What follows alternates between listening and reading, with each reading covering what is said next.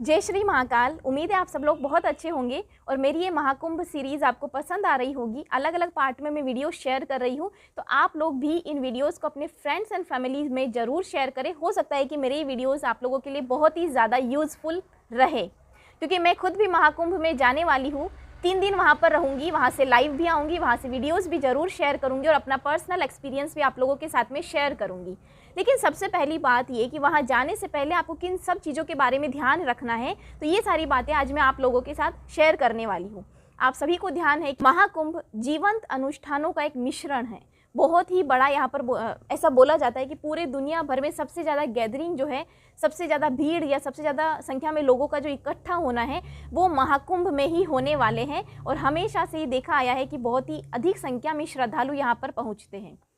सबसे पहली बात कि शाही स्नान कब है 2025 में, तो देखिए पौष मास की पूर्णिमा को, उसके बाद मकर संक्रांति यानी कि 14 जनवरी को, फिर 29 जनवरी को मौनी अमावस्या पर, फिर बसंत पंचमी पर, फिर माघ मास की पूर्णिमा पर और लास्ट शाही स्नान होने वाला है महाशिवरात्रि पर। आप सभी को ध्यान होगा कि इस साल 2025 में प्रयागराज में त्रिवेणी संगम तट पर बहुत ही ग्रैंड लेवल पर महाकुंभ का आयोजन होने वाला है। प्रशासन ने अपने तरफ से पूरी सारी तैयारियां कर ली हैं, लेकिन आपको अपनी तैयारियों में क्या करना है वो मैं आप सबके साथ में शेयर करती हूँ।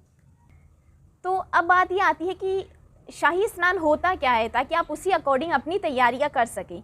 देखिए पूरे दुनिया से, पूरे देश भर से भी अलग अलग बहुत ही बड़े बड़े साधु संत महात्मा तपस्वी लोग, किन्नर अखाड़ों से सदस्य और जूना अखाड़े के सदस्य, अलग अलग जितने भी अखाड़े पूरे भारत में, ये सभी यहाँ पर महाकुंभ का हिस्सा बनने वाले हैं। आप लोगों ने कई सारे न्यूज़ चैनल पर देख लिया होगा कि जूना अखाड़ा और किन्नर अखाड़ों की जो पेशवाई हुई है बहुत ही ग्रैंड लेवल पर, बहुत ही शाही अंदाज में प्रयागराज में इनकी पेशवाई की गई है। और ये सब भक्ति का माहौल देखकर मैं अभी भी वेट नहीं कर पा रही हूँ कि मैं कब वहाँ पर जाऊँ। तो शाही स्नान में ऐसा होता है कि जितने भी संत महात्मा तपस्वी लोग हैं, सबसे पहले स्नान का जो मौका होता है, स्नान का जो मौका दिया जाता है वो इन्हीं सबको दिया जाता है। हालांकि यहाँ पर कोई भी वीआईपी टाइप का रूल नहीं है, हम सभी बहुत अच्छे से यहाँ पर दर्शन कर पाएंगे, यहाँ पर स्नान कर पाएंगे। लेकिन शाही स्नान का मतलब ये होता है कि सुबह सुबह ब्रह्म मुहूर्त में जितने भी देश भर से नागा साधु, जितने भी संत महात्मा आने वाले हैं, वो सब लोग पहले स्नान करेंगे। सर्वप्रथम यदि आप महाकुंभ में जाने के लिए सोच रहे हैं तो आपको अपने अंतर मन से बिल्कुल निष्कपट होना होगा, स्वार्थ रहित होना होगा, धर्म परायण बन के रहना होगा। ऐसा इसलिए क्योंकि महाकुंभ एक बहुत बड़ा अनुष्ठान है और वहाँ पर आप जा रहे हैं तो जाने अनजाने में ऐसा कोई काम ना करें जिससे कि आप पाप के भागीदारी बने, जिससे कि सामने वाले को आपकी वजह से ठेस पहुँचे, उसका दिल दुखे। कोई भी ऑटो चालक है, या ये मैं एग्जांपल दे रही हूँ, किसी भी सदस्य से बहसबाजी बिल्कुल ना करें जिससे कि आप पाप के भागीदारी बने। दूसरी बात, बहुत ज़्यादा भीड़ वहाँ रहने वाली है, बहुत ही ज़्यादा संख्या में श्रद्धालु वहाँ पर आने वाले हैं, तो इसलिए आप अपने रहने की सुविधा पहले से कर लें, अपने जाने आने की टिकट्स पहले से बुक करवा लें। अगर आप सोलो ट्रैवलर हैं, अगर आप अकेले जाने वाले हैं तो आपको इतनी ज़्यादा परेशानियां नहीं होगी। लेकिन यदि आपके साथ में बच्चे हैं, महिलाएं हैं, तो या फिर बुजुर्ग हैं, तो फिर आपको अपने आने जाने की व्यवस्था और रुकने की व्यवस्था पहले ही कर लेनी चाहिए। जब आप स्नान के लिए वहाँ तट पर जा रहे हैं तो उस वक्त कोई भी अशुद्ध सामान आपके साथ में ना ले जाए, और कोई भी तेल, शैम्पू, साबुन, इन सब का प्रयोग आप वहाँ पर नदी में बिल्कुल भी ना करें, क्योंकि आप एक बार यूज़ करेंगे और बाद में आने वाले लोग कहेंगे कि वो तो जल बहुत गंदा था। तो इस तरीके से कोई भी गलत प्रकार का शब्द आप महाकुंभ जैसे क्षेत्र के लिए या पूरे महाकुंभ आयोजन के लिए बिल्कुल भी ना लें, ना ही ऐसा कोई काम करें जिससे कि किसी और को आपकी वजह से परेशानी हो। कुंभ स्नान के दौरान आप कुंभ का स्मरण करें, कुंभ प्रार्थना अवश्य करें और स्नान करने के बाद सूर्य भगवान को जल चढ़ाएं। और जल चढ़ाने के बाद में यदि संभव है तो वहाँ पर एक छोटा सा यज्ञ भी करें कुंभ क्षेत्र में। लेकिन बहुत ही ज़्यादा श्रद्धालु वहाँ पर रहेंगे तो हो सकता है यज्ञ संभव ना हो, तो आप धूप बत्ती अवश्य करें, गंगा मैया को धूप बत्ती करें, सूर्य भगवान को धूप बत्ती अवश्य करें।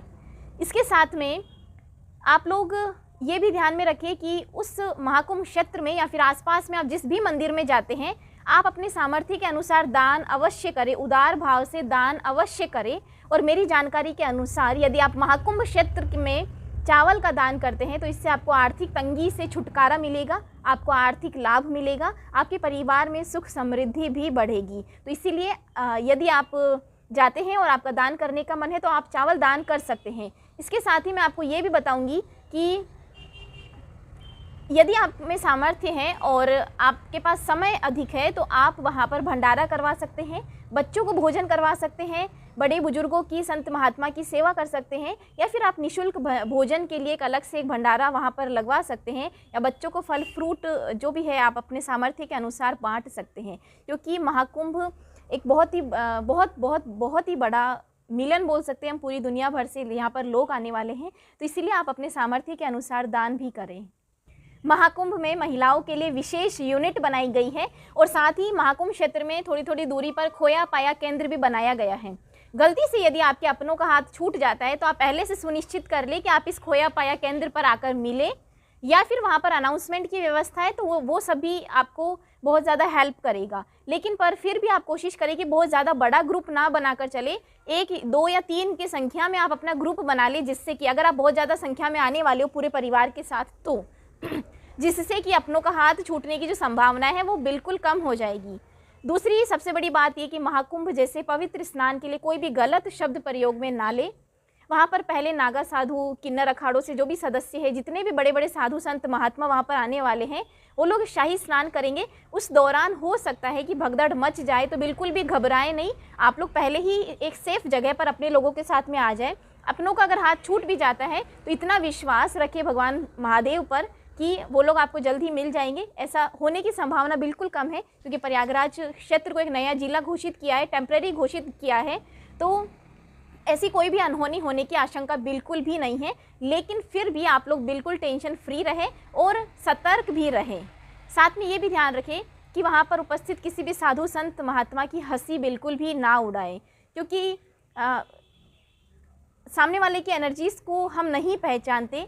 जिस तरीके से आप उनका मजाक बनाते हैं, हो सकता है कि वो आप पर बाद में हावी हो जाए। साथ में ये कोशिश करें वहाँ पर उपस्थित साधु संत महात्माओं के उपदेश जरूर लें।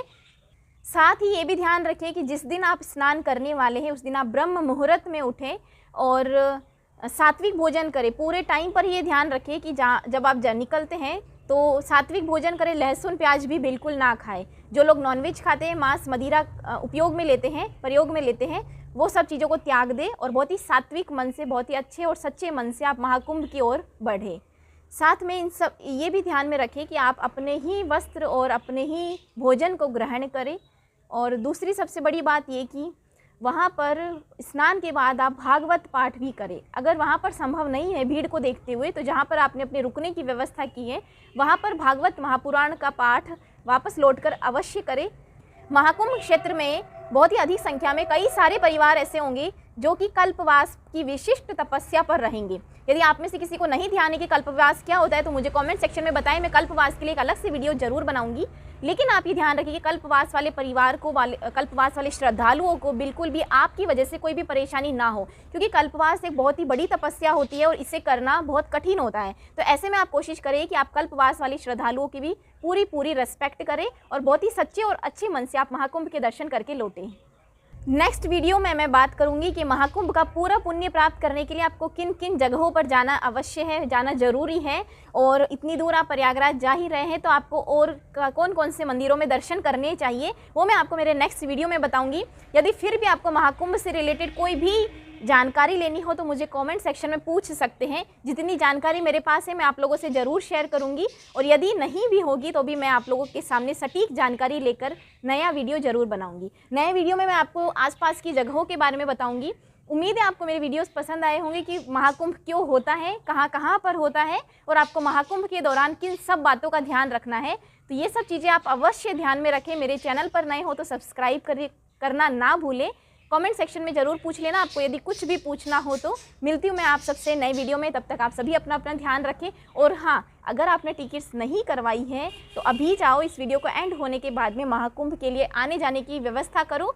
अपने परिवार वालों के साथ में महाकुंभ स्नान में जाने के लिए प्लानिंग करो। मिलती हूँ मैं आप सबसे नए वीडियोज़ में, तब तक आप सभी अपना ध्यान रखें। जय श्री महाकाल।